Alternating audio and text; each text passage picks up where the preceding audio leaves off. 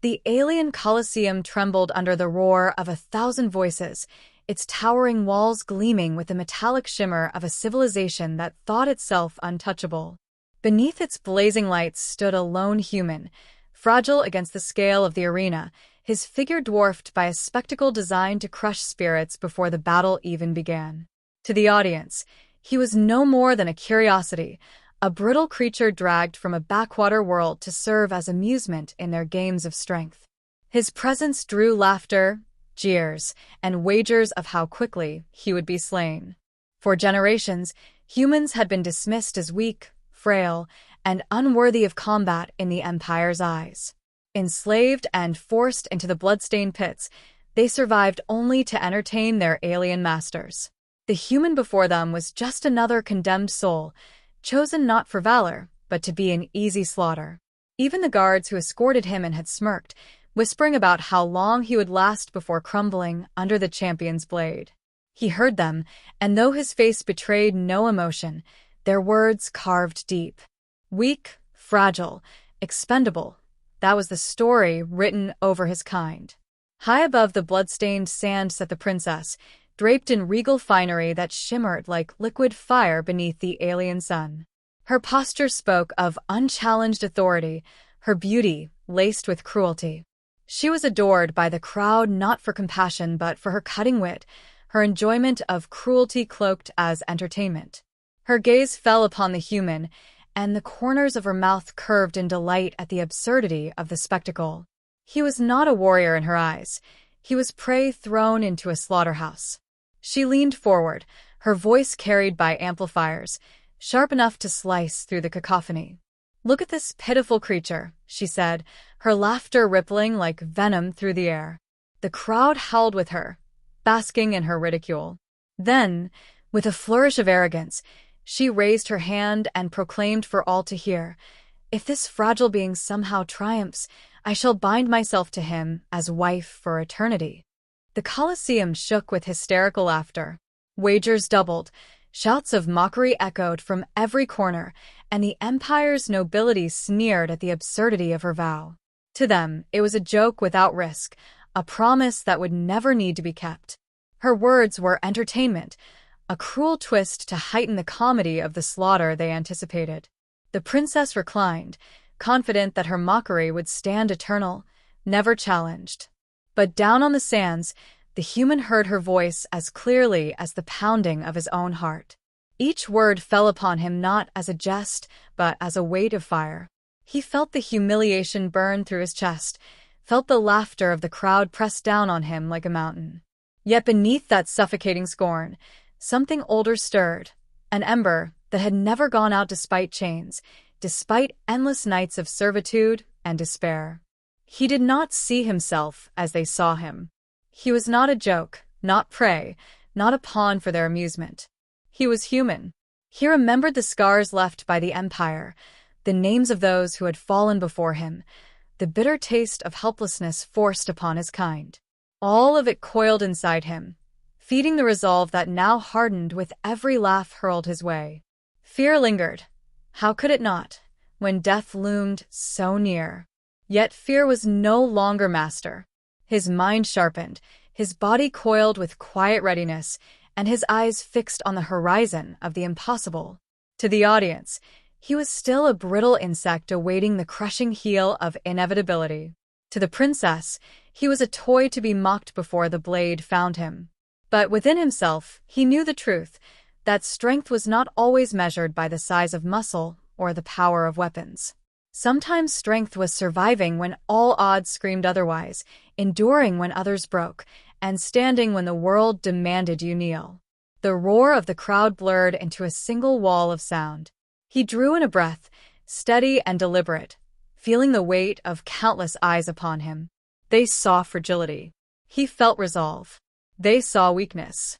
He felt fire. Somewhere within, he understood that if there was ever a moment to prove not just himself, but the worth of his entire kind, it was now. And though no one else in the arena knew it yet, the ember had caught flame, and it would not die quietly. The champion entered the arena, a towering mass of muscle and alien engineering, his body bred for battle, every scar upon his frame a testament to past victories. He carried a weapon that shimmered with cruel design, forged to tear through flesh and bone with brutal efficiency. The crowd rose to their feet, howling with excitement at the spectacle about to unfold. To them, this was not a fight but an execution, a display to reaffirm the superiority of their kind. Against such a behemoth, the human appeared insignificant, a fragile shadow standing in the path of a storm. The first strike came fast, a brutal sweep meant to end the fight instantly. The human barely moved in time, the blade crashing into the sand where he'd stood. Dust and sparks exploded upward, drawing roars from the crowd. He stumbled, his body aching under the weight of sheer force, yet his eyes remained clear. The champion pressed forward, each step shaking the ground, his confidence unshakable, certain this battle was already his. The human dodged again, weaving, sliding, always narrowly escaping blows that could have ended him in a heartbeat. To survive, he relied not on strength but on speed, instinct, and a refusal to fall. The crowd laughed as the human scrambled, mistaking evasion for cowardice. But beneath their laughter, a few eyes narrowed. His movements were not random, they were deliberate, calculated. He was learning. Every strike dodged was information gathered, the reach of the weapon, the timing of swings, the gaps in the giant's defense. He was fragile, yes, but his mind worked quickly, adjusting with every heartbeat. Humanity's gift was not overwhelming might, it was adaptability. The champion grew frustrated, his attacks heavier, more reckless as his prey refused to break. The human seized small opportunities, a scrape here, a shallow cut there. Each strike was insignificant alone, but together they chipped away at the monster's composure. He used the arena itself as an ally, forcing the giant into awkward footing, baiting him toward hazards, striking at joints and weak spots left unguarded. Every move spoke of desperation, yet also of cunning, and slowly the impossible began to shift into something possible. Gasps replaced laughter as the human endured beyond expectation. His body ached, blood streaked across his skin, yet he refused to yield. He turned the champion's size against him, slipping beneath strikes, letting momentum betray the alien's balance. A missed swing slammed into stone, sending cracks through the arena floor, drawing the first flicker of doubt in the champion's eyes. The turning point came when the human wrenched free a piece of broken metal from the wreckage of the floor, a crude weapon but enough to tilt the scales. He fought with precision, every strike aimed at tendons, every dodge pulling the alien further off balance. The champion roared in fury, but his body began to slow under the relentless sting of cuts and exhaustion. The crowd, once united in mockery, grew restless, voices splitting between outrage and disbelief. The human pressed on, no longer fighting merely to survive, but to win. Each strike carried the weight of every insult, every chain, every humiliation his kind had suffered under alien hands. He was not just one man in an arena, he was the embodiment of defiance. The champion staggered, disbelief plain in his monstrous eyes. The human drove forward, sliding past one final desperate swing, and thrust his makeshift weapon deep into a vulnerable point the alien had left unguarded. The Colosseum fell silent. The champion collapsed, the sound of his fall echoing through the arena like thunder. For a heartbeat, there was no sound, no movement, only the sight of a fragile human standing over the corpse of a warrior bred for war. Then chaos erupted. Cries of outrage, shock, and awe collided into a storm of disbelief. The impossible had happened. The human stood trembling, his body torn and bleeding, but unbroken. Every eye in the Empire was fixed on him, forced to confront the truth they had denied. The princess's laughter, once triumphant and cruel, now hung heavy as a chain around her neck. Her vow, once spoken in arrogance, had become a law carved into stone by his victory. The silence in the Colosseum shattered into chaos, 1,000 voices clashing in disbelief and outrage.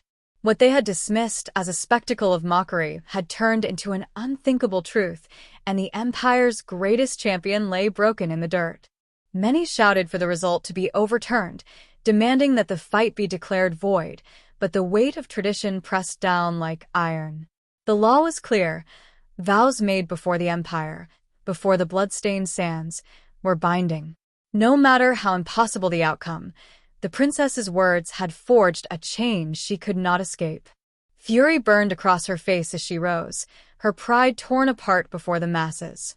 To her, the thought of binding herself to a human was a humiliation too great to bear, an insult not only to her station but to her very bloodline. She lashed out with venom, her voice ringing sharp as she denounced the absurdity of the vow, insisting it was a jest unworthy of recognition. Yet the council stood unmoved, bound by the laws older than her crown. Her arrogance had trapped her in a prison of her own making, and the crowd watched with rapt hunger for what would follow. Below, the human stood swaying, exhaustion etched into every line of his body. Blood marked his skin, his breath ragged, yet he refused to collapse. He had fought not only to survive but to prove something greater, that humanity could not be dismissed as fragile and unworthy. As he looked up at the throne, he saw her eyes blaze with contempt, but beneath it, something flickered: confusion, disbelief, perhaps even fear. For the first time, the empire had witnessed weakness in its certainties. Whispers spread through the gathered masses, hushed at first, but growing louder. Some shouted in anger, refusing to accept that a human could triumph. Others, quieter but sharper, spoke of respect, of possibility. They had seen what none could deny: resilience, cunning, and a strength that was not born of brute force but of will. Seeds of doubt were sown in the soil of arrogance, and the roots of something far greater began to take hold. The princess clenched her fists, torn between rage and the awareness that her words had bound her. She despised him for exposing her, for dragging her into a fate she had never imagined. Yet, as much as she longed to deny it, she could not banish the memory of the duel, the way he had endured against all odds, how he had turned weakness into weapon, how he had refused to bow to inevitability. Disgust warred with reluctant intrigue, and though she loathed herself for it, she could not look away from the human who had defied her empire's certainty. The human himself felt the weight of countless eyes, but he did not revel in their attention. His body was broken, his spirit stretched thin, but he stood with quiet pride. He had not fought for her, nor for their amusement. He had fought because he refused to be defined by chains and laughter. In his heart, he carried the memory of his people, the long years of mockery and enslavement, and the knowledge that this victory was more than personal. It was proof that humanity, though fragile, was not to be dismissed. Around the arena, voices of authority debated, their arguments heated and bitter. Some called for his execution despite his victory, fearful of what his triumph represented. Others, bound by tradition, reminded them that the law was unbending. The princess's vow had been spoken, and the empire itself would fracture if such sacred words were denied. The crowd leaned forward, torn between bloodlust and awe, waiting for the verdict that would shape the course of their empire. When the final judgment was declared, silence rippled through the stadium once more. The vow would stand. The princess's word would be honored. The human, against all odds, was no longer a slave, no longer a pawn. He was bound now not in chains of iron, but in a union none had believed possible. To the empire, it was a scandal. To him, it was vindication. And to her, it was a humiliation that burned like fire across her soul. She turned away sharply, hiding the storm in her eyes, while the human lifted his gaze, unflinching. The world had shifted in that single moment. He had entered the arena as prey, mocked and scorned, and emerged as something far greater, an unignorable force. The princess's vow had reshaped both their destinies, forging a path neither could yet comprehend. What had begun as mockery had become the spark of change, and the empire would never see humans the same way again. The chambers were silent when he was brought before her, silence heavy with tension that no crowd could mask. The victory had settled the law, but not the emotions it left in its wake. She sat rigid, her gaze sharp enough to cut, her every word laced with venom. She mocked him still, speaking of filth, of weakness, of humiliation, but her tone carried cracks she could not hide. He listened, steady, his wounds aching but his pride unshaken. When he answered, his voice was calm, stripped of fear. He told her he had not fought for her, nor for her throne, but for his right to stand, to refuse chains, to claim dignity stolen from his kind. Her sneer faltered. No one had ever spoken to her like that. No one had dared. Even warriors of her own empire groveled before her, eager for approval, desperate for favor. Yet here stood a human, battered and bloodied, who refused to bow. He met her eyes without flinching, his silence between words heavier than her taunts. The power she wielded so easily against others seemed to slip uselessly through her fingers when turned upon him. They clashed in words as fiercely as they had in battle. She pressed her rank, her heritage, her superiority. He pressed only truth, of survival, of resilience, of the will to endure what others could not. Each time she sought to diminish him, he met her with a steady defiance that gnawed at her certainty. Rage gave way to unease, unease to reluctant respect, though she tried to bury it beneath layers of scorn. She studied him, searching for weakness in his eyes, yet found only fire. She had seen him bleed, falter, collapse, yet rise again when no strength should have remained. That memory refused to leave her. Against her will, it intruded upon her thoughts, whispering truths she did not want to acknowledge. He was not like the others she mocked for amusement. He was something else, something her empire had failed to see. He did not gloat, did not boast of victory. His dignity lay in restraint, in the refusal to be consumed by arrogance as she had been. That struck her harder than any blade could have, for it revealed a strength foreign to her world, a strength that did not rely on dominance, but on endurance and resolve. In the quiet of the chamber, with no audience to feed her pride, she felt herself unsettled by the very presence she had sworn to despise. The weight of her vow pressed upon them both, binding them in a union neither had chosen. To her, it was a prison of shame. To him, it was a symbol of defiance turned into destiny. Yet beneath that chain lay a truth neither could deny. The world had shifted. Their bond, born of mockery, had become a living wound in the empire's pride, a reminder that even the weakest could overturn certainties written in stone. Over time, her anger cooled, replaced not with fondness, but with reluctant recognition.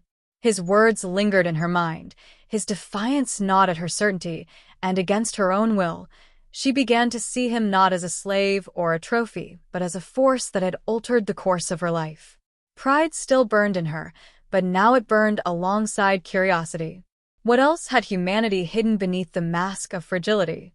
What else lay waiting, unseen, in the shadows of a species dismissed as weak? For him, the vow was no victory song but a burden heavy with consequence. He did not seek her love nor her approval. What he carried was proof that humans could not be broken so easily, that in the face of arrogance and cruelty, resilience could carve its own place. He stood as a symbol, not just to her, but to all who had watched and jeered and doubted. His triumph was not the end of a fight, but the beginning of something far greater. Their lives, bound together by arrogance turned law, became the heart of whispers that spread through the empire. Whispers that humans were not prey, not weak, not expendable. Whispers that perhaps the frail could rise, and that the empire itself was not as invincible as it had believed. What had begun as a jest now grew into a story too powerful to ignore, one that would echo long after the blood in the arena had dried. The princess could not escape the vow, and the human would not abandon the truth he had proven. Between them stretched a gulf of pride, culture, and resentment, yet within that gulf burned the spark of destiny. In her mockery, she had given him the stage to defy a world, and in his defiance, he had bound her fate to his. What began in laughter ended in silence, a silence heavy with recognition that nothing would ever be the same.